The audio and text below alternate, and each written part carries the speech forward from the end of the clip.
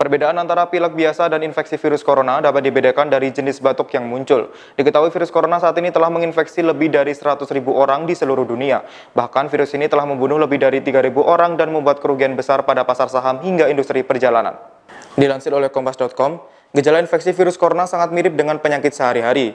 Menurut Badan Kesehatan Dunia atau WHO, demam menjadi gejala paling umum dari virus corona. Selain itu, sekitar 2/3 atau 67,7% pasien juga mengalami batuk, khususnya batuk kering.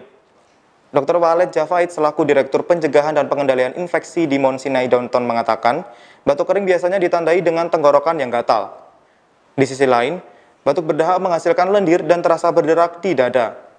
Batuk berdahak bisa merupakan gejala dari sesuatu yang lebih jinak seperti pilek atau alergi.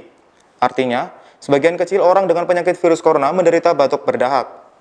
Berdasarkan keterangan WHO, gejala tambahan infeksi virus corona pada pasien ditemukan 18,6% pasien mengalami sesak nafas, 13,9% pasien sakit tenggorokan, dan 13,6% pasien sakit kepala. Akan tetapi, tidak semua batuk kering menandakan pengidapnya terinfeksi virus corona. Terlepas dari batuk kering atau berdahak, pasien harus tetap berada di dalam ruangan tertutup dan memantau gejala yang muncul. Jika demam dan batuk berlangsung lama, disarankan untuk segera pergi ke dokter. Namun yang terpenting, alangkah lebih baik mencegah daripada mengobati. Taktik pencegahan yang efektif diantaranya adalah dengan mencuci tangan dan mendisinfeksi lingkungan.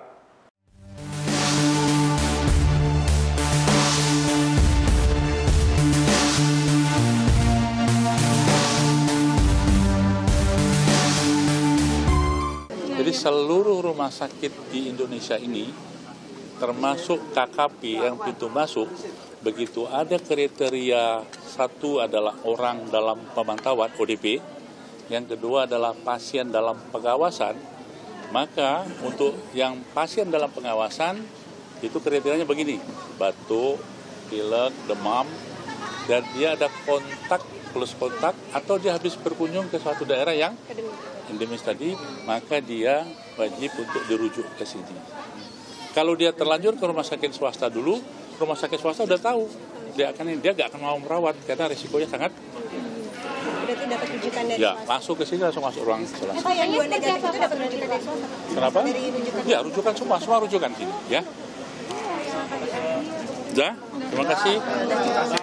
Ya, mohon bantuan sampaikan masyarakat untuk tidak panik berlebihan dan kita waspada selalu gitu ya. Mohon doa. Demikian Tribun News Update hari ini, nantikan berita lainnya hanya di tribunnews.com.